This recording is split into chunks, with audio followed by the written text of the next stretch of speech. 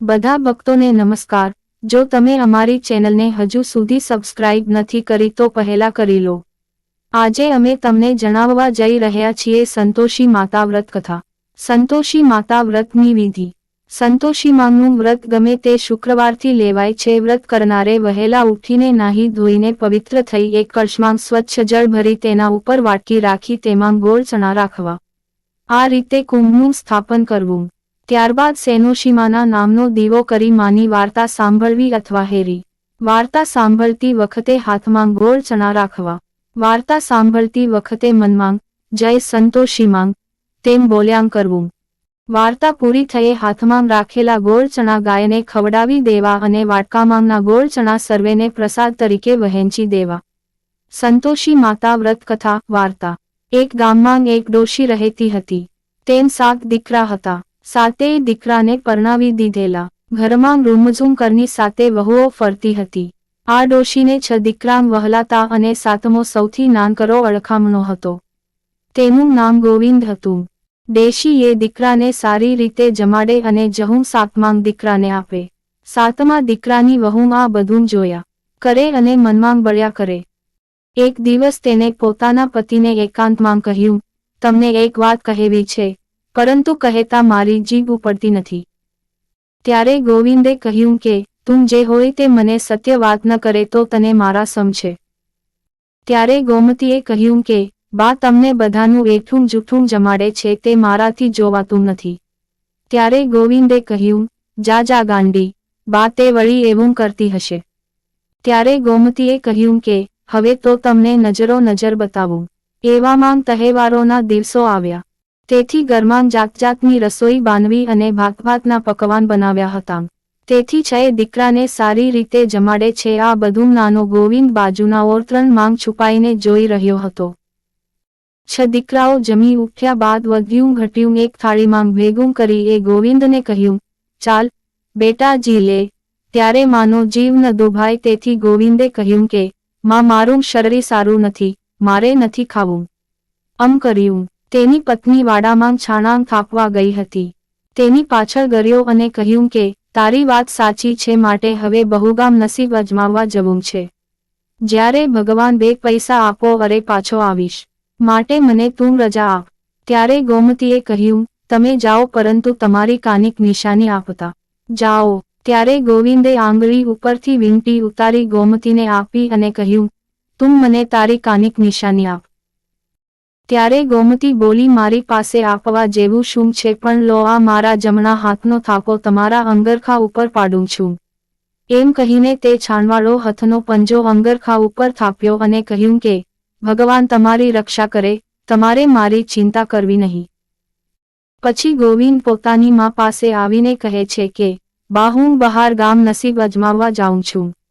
ત્યારે ડોશીએ કહ્યું, કાલ જતો હોય તો આજની અને આજ જતો હોય તો હમણાં જા। આ સાંભળી ગોવિંદને ખૂબ જ દુઃખ લાગ્યું। તે પોતાનું નસીબ અજમાવવા ચાલી નીકળ્યો। એક પછી એક ગામ વટાવતો તે એક મોટા શહેરમાં આવ્યો અને એક શેઠની દુકાને જઈ કહેવા લાગ્યો, મને નોકરીએ રાખશો। ત્યારે કોઈ પૂર્વભવની લેણાદેણીને લીધે શેઠને તેના ઉપર દયા આવી અને ગોવિંદને નોકરીએ રાખી લીધો। તેની કામ કરવાની ધગશ જોઈ શેઠે તેને પેઢીનો મુનિમ બનાવ્યો। થોડા સમય બાદ તેનું કામ મહેનત અને સચ્ચાઈ જોઈ પોતાની પેઢીનો ભાગીદાર બનાવ્યો અને ગોવિંદ શહેરમાં સુખરૂપ રહેલા લાગ્યો। જ્યારે આ બાજુ ગોમતીની દશા દિવસે દિવસે બગડતી જતી હતી। તેના સાસુ આખો દિવસ કામ કરાવે, લાકડા કાપવા મોકલે, વાસણ મંજાવે, છાણા વીણવા મોકલે, ઘરનું બધું કામ તેના માથે, ખાવામાં ચડામણનો રોટલો અને ભાંગેલા ઢીગડામાં પાણી આપે। આ બધું ગોમતી મૂંગા મોઢે સહન કરતી દિવસો વિતાવતી। એક દિવસ ગોમતી જંગલમાં લાકડા વીણવા ગઈ ત્યાં તેને કેટલીક સ્ત્રીઓને પૂજા કરતી જોઈ અને તેને ત્યાં જઈ કહ્યું કે બને તમે કયું વ્રત કરો છો? ત્યારે એક સ્ત્રી બોલી, બહેન અમે સંતોષી માતાનું વ્રત કરીએ છીએ। ત્યારે ગોમતીએ કહ્યું, એ વંત શી રીતે થાય અને વ્રત કરવાથી શો વાળ થાય છે? ત્યારે બીજી સ્ત્રીએ કહ્યું કે બહેન આ વ્રત ગમે તે શુકવાથી લઈ શકાય। આ વ્રતમાં પાકતી સવા નાના, સવા 5 આનાના, સવા રૂપિયાના જેવી આપની શક્તિ હોય તેટલા ગો ચણા લાવવા। શુક્રવારે વડેલા ઉઠી નાહી ધોઈને માંગ સંતોષી માની મૂર્તિ કે છબીનું પાટલા ઉપર સ્થાપન કરવું. એક જળ ભરેલો કળશ લઈ તેના ઉપર વાટકામાં ગોળ ચણા મૂકવા અને માની મૂર્તિ સામે ઘીનો દીવો કરી હાથ વખતે સંતોષી માંગનું રટન મનમાં કર્યા કરવું. વાર્તા સાંભળી રહ્યા બાદ આરતી ઉતારી થાળ કરવો. ત્યારબાદ કળશમાંના જળનો ઘરમાં ચારે બાજુ છંટકાવ કરવો અને વધેલા જળને તુલસી ક્યારામાં રેડવું અને હાથમાં રાખેલા ગોળગણા ગાયને ખવડાવી દેવા અને વાટકાના ગોળચણા સર્વેને પ્રસાદ તરીકે વહેંચી દેવા. આ વ્રત કરનારે એક વખત ભોજન કરવું અને ખટાશ ખાવી નહીં. આ રીતે વ્રત કરવાથી માંગ દરેકની ઈચ્છા પૂર્ણ કરે છે. આ વ્રત 3 દિવસે, 3 અઠવાડિયે, 3 માસે અથવા 3 વર્ષે ફળે છે. ઉજવણામાં સવા શેર લોટની ઘીમાં તળેલી મોળી પૂરી અથવા મોળા ખાજા અને વરા પ્રમાણે ખીર અને ચણાનું શાક બનાવવું. આ બધું 8 બાળકોને બોલાવી જમાડી દેવાનું. કુટુંબના બાળકો હોય તો વધારે સારું અને કુટુંબના ન હોય તો આડોશી પાડોશી કે બ્રાહ્મણોના બાળકો પણ ચાલે. બાળકોને જમાડ્યા પછી દક્ષિણામાં રોકડ રકમ આપવી નહીં, પરંતુ ફળફળાદી આપી બાળકોને વિદાય કરવા. ઉજવણાના દિવસે ઘરમાં કોઈએ ખટાશ ખાવી નહીં. આ વ્રત કરવાથી નિર્ધનને ધન મળે, વાંઝિયાને પુત્ર મળે, કુંવારી કન્યાને મનગમતો પતિ મળે અને જેનો પતિ પરદેશ ગયો હોય તે ક્ષેમકુશળ પાછો આવે. આ સાંભળી ગોમતીએ વ્રત કરવાનો નિશ્ચય કર્યો અને ગામમાં જઈ લાકડાનો ભારો વેચી તેના પૈસામાંથી ગોળ ચણા લઈ અને ઘેર આવી માને દીવો કરી પ્રાર્થના કરવા લાગી. માં, હું તો તારી અબૂધ દીકરી કહેવાઉં. માં, તારી ગરીબ દીકરી ઉપર દયા કરજે. માં, મારું દુઃખ તો તમે જાણો છો. માં, એમાં તને શું કહેવાનું હોય. આમ્મા પાસે પોતાના દુઃખની વાત કરી. આથી સંતોષીમાને તેના ઉપર દયા આવી અને તે જ દિવસે ગોવિંદનો ક્ષેમ કુશળતાનો ગોમતી ઉપર પત્ર આવ્યો. ત્રીજા શુક્રવારે તો ગોવિંદે ગોમતી ઉપર પૈસા મોકલ્યા. આ જોઈ જેઠાણીઓને ખૂબ જ ઈર્ષા આવી. તે ગોમતીને ચીડવવા લાગ. હવે તો ભાઈએ વહુના ઉપર કાગળો લખ્યા અને પૈસા મોકલ્યા. હવે તો વહુ મહેલે ચડીને બેસશે. આ સાંભળી ગોમતીને ખૂબ જ લાગી આવ્યું. તે માના મંદિરે જઈને ચરણોમાં આળોટી માને કહેવા લાગી, માં, મેં તને પૈસા વિશે ક્યારે કહ્યું હતું? મારે તો મારા સૌભાગ્યનો આધાર જોઈએ છે. ત્યારે માંગ બોલ્યા, દીકરી, રડ નહીં. તારો પતિ થોડા દિવસોમાં કમાઈને ઘરે પાછો આવશે. ચિંતા કરીશ નહીં. આ સાંભળી ગોમતી હર્ષથી ગાંડી થઈ માના ચરણોમાં નમન કરીને પોતાના ઘેર આવી. માં વિચાર કરે છે કે ગોમતીને વચન તો આપ્યું પણ ગોવિંદ ઘેર આવશે શી રીતે? તે તો વૈભવમાં રચ્યો પચ્યો રહે છે. તેની પત્નીને યાદ પણ કરતો નથી. પછી માતાજીએ રાત્રે સ્વપ્નમાં ગોવિંદને કહ્યું કે ગોવિંદ, તું ઊંઘે છે કે જાગે છે? ગોવિંદે કહ્યું કે હું જાણું છું. ત્યારે માતાજીએ કહ્યું કે તારે કોઈ સગું છે કે નહીં? ગોવિંદે કહ્યું કે સગું છે એટલે તો પત્ર લખ્યો અને પૈસા મોકલ્યા. ત્યારે માતાજીએ કહ્યું, તેને પૈસાની જરૂર નથી. તારી જરૂર છે. જલ્દી ઘરે જા. તેને તારા મા બાપ ખૂબ જ દુઃખ દે છે. માતાની વાત સાંભળી ગોવિંદે કહ્યું કે માં, ઘેર શી રીતે જવું? અહીંયા તો મારે લેવડ દેવડ ઘણી છે, તે મૂકીને કેમ જવું? ત્યારે માં બોલ્યા કે સવારે ઉઠી નાહી ધોઈને દુકાને જઈને માં સંતોષીના નામનો દીવો કરજે. તેથી લેનારો લેનું લઈ જશે અને દેવાદારો દેવાની રકમ ભરપાઈ કરી જશે. બોલ કરીશ ને? હિયું માં, પછી ઘેર જજે. સવારે ઉઠીને શેઠને સ્વપ્નની વાત કરી. સવારે વહેલા ઉઠી નાહી ધોઈને દુકાને જઈને સંતોષીમાના નામનો દીવો કરી પેઢીએ બેઠો. દેનદારો દેવું ભરી ગયા અને લેન્દરો પોતાની નીકળતી રકમ લઈ ગયા. પછી શેઠની પાસે ઘેર જવાની રજા માગી. ત્યારે શેઠે રાજીખુશીથી રજા આપી અને શેઠે તેને ખૂબ ધન જવેરાત આપી વિદાય કર્યો.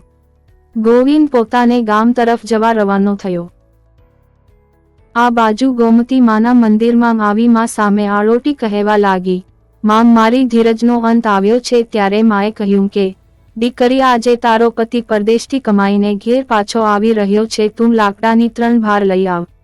એમાંથી એક નદી તીરે મૂકજે, બીજી મારા મંદિરે મૂકજે અને ત્રીજી ભારી તારા પતિ ઘેર આવ્યા પછી લઈને જજે અને તારી સાસુને કહેજે કે સાસુજી, ઓ સાસુજી, લાકડાની ભારી લો, ચડામણની ભાખરી ઘે અને ભાંગેલી ટીમમાં પાણી દો. આ સાંભળી તારો વર તારી ઉપર મોહિત થશે. ગોમતી આ સાંભળી ગાંડી થઈ ગઈ અને જલ્દી લાકડાની 3 ભારી લઈ આવી. એક માના મંદિરે મૂકી, બીજી નદી તીરે મૂકી, ત્રીજી ભારી લઈ પોતાના ઘરે ગઈ. ગોમતી ઘરે ગઈ ત્યારે તેનો પતિ હિંડોળા ખાટે બેઠો હતો. ગોમતીએ તો આંગણામાં જઈ લાકડાનો ભારી નાંખીને કહ્યું કે, સાસુજી જો સાસુજી લાકડાની ભારી લો, પણી ભાખરી છે અને ભાંગેલી ટીમમાં પાણી દો. આ સાંભળી ગોવિંદ ઊભો થઈ ગયો અને કહ્યું. ત્યારે તેની માતાએ કહ્યું કે, જોને દીકરા, અમને વગોવવા ખાતર તારી વહુ કેવું કેવું બોલે છે. ત્યારે ગોવિંદે કે, આ તમે તો રોજ તેને ફૂલે પૂછતા હશો, ક્યાં હું હતો? ચારનું શરીર અને ક્યાં આ હડકાનો માળો? માં, મારે તમારા સાથે રહેવું નથી. હવે હું તો જુદો રહીશ. આમ કહી ગોવિંદ પોતાની પત્ની સાથે જુદું મકાન લઈને રહેવા લાગ્યો. એક દિવસ ગોમતીએ પોતાના પતિને કહ્યું કે, મારે તો માં સંતોષીનું વ્રત છે. મને સંતોષીમાનું વ્રત ફળ્યું, જેથી તમે મને મળ્યા. ત્યારે ગોવિંદે કહ્યું કે, માં મને સ્વપ્નમાં આવ્યા અને મારી આંખો ઉઘાડી. ગોમતીએ કહ્યું કે, મારે વ્રત જવું છે. ગોવિંદે કહ્યું કે, ખુશીથી ઉજવજે.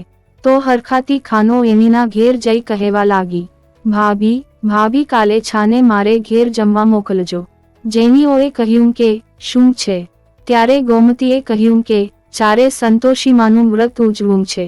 જેઠાણીઓએ કહ્યું કે, ભલે આ છોકરાઓ જમવા આવશે, પણ કહે તો ખરા પ્રસાદમાં તું શું બનાવવાની છે? ત્યારે ગોમતીએ કહ્યું કે, માના નિવેદ્યમાં ખટાશ ખરાય નહીં, ખીર, ખાજા અથવા મોળી પૂરી અને ચણાનું શાક બનાવવાનું છે. તો જરૂરથી બાળકોને મોકલજો. ગોમતીના ગયા પછી જેઠાણીઓએ પોતાના બાળકોને કહ્યું કે, કઢીના ઘરે જમવા જાવ ત્યારે જમતી વખતે ખટાશ માંગજો. ખટાશ ન આપે તો વાપરવા પૈસા માંગજો અને તે પૈસામાંથી નાશ લઈને તેમના ઘરમાં બેસીને ખાજો. છોકરાઓએ કહ્યું કે, રાઈ, આ અર્થે તેમ જ કરીશું.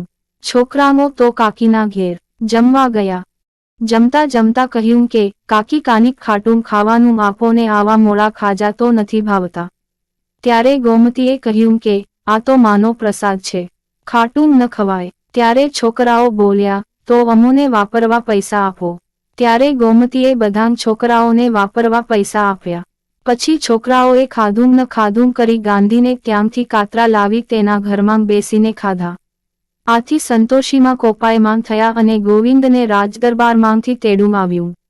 ગોવિંદને પકડીને લઈ ગયા ત્યારે જેઠાણીઓ કહેવા લાગી કે, ભાઈ સાહેબ કોઈને તીને પૈસાદાર થઈને આવ્યા છે તો હવે ખબર પડશે. આ સાંભળી ગોમતી ઘેરી અને માના ચરણોમાં આળોટી કહેવા લાગી, માં, તે આ શું કર્યું? મારું સુખ તે કેમ છીનવી લીધું? ત્યારે માએ કહ્યું કે, તે ઉજવણાં વખતે છોકરાને ખટાશ કેમ આપી? ત્યારે ગોમતી બોલી, માં, મેં નથી આપી, પણ છોકરાઓએ તેમની જાતે લઈને ખાધી છે. માં, મારી ઉપર દયા કરી મારા પતિને છોડાવો. માં, છોરું કછોરું થાય પણ માવતર કમાવાતર ન થાય. હું તમારું વ્રત બીજી વાર ઉજવીશ. માએ કહ્યું કે, જા, તારો પતિ રાજ દરબારમાંથી સન્માન સાથે રાજાની આપેલી ભેટ લઈને આવશે. આ બાજુ રાજદરબારમાં ગોવિંદ પણ સંતોષીમાના નામનું રટણ કર્યા કરતો હતો. તેથી માતાજી તેની વહારે આવ્યા અને તેને પણ સન્માન સાથે ઘેર મોકલ્યો. બંને પતિ પત્ની રસ્તામાં જ મળ્યા.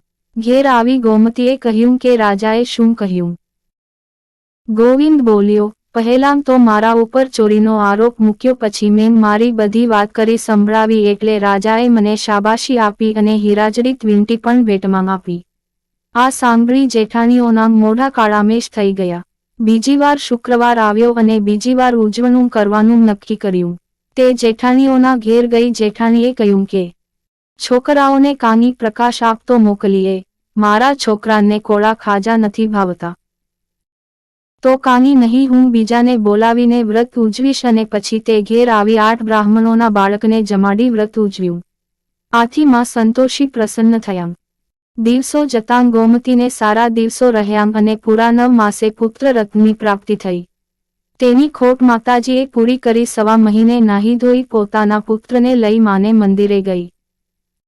માના ચરણોમાં પડી માને કહ્યું, માં, અમને આશીર્વાદ આપે કે અમે સુખ શાંતિ અને સંતોષથી રહીએ અને સદા તારી ભક્તિ કરતા રહીએ. ત્યારે માએ કહ્યું કે હું કોઈક દિવસ તારે ઘેર આવી દર્શન આપીશ, પણ માને ઓળખવામાં ભૂલ કરતી નહીં હો.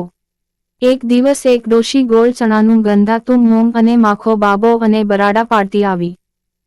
આ જોઈ સાસુએ કહ્યું, વહુઓ છોકરાં ઘરમાં પૂરી દે, કોઈ ડાકણ જેવી બિયારણ આવી છે. આ સાંભળી ગોવિંદની વહુ બહાર આવી. તે માને ઓળખી ગઈ. તેને માતાજી ઉપર પોતાનો પુત્ર ફેંક્યો. માએ બંને હાથમાં બાળકને ઝીલી લીધો અને રમાડીને આશીર્વાદ આપી ચાલતા થયા. જ્યારે માતાજી ગયા ત્યારે આજુબાજુ તેજસ્વી પ્રકાશ રેલાયો હતો. પછી ગોમતીએ સાસુને કહ્યું કે આ તો સંતોષીમાં આપણને દર્શન આપવા આવ્યા હતા. આ સાંભળી સાસુ અને બધી જેઠાણી પસ્તાવા લાગી અને પોતાની ભૂલની માફી માગી. પછી બધા સંપીને રહેવા લાગ્યા.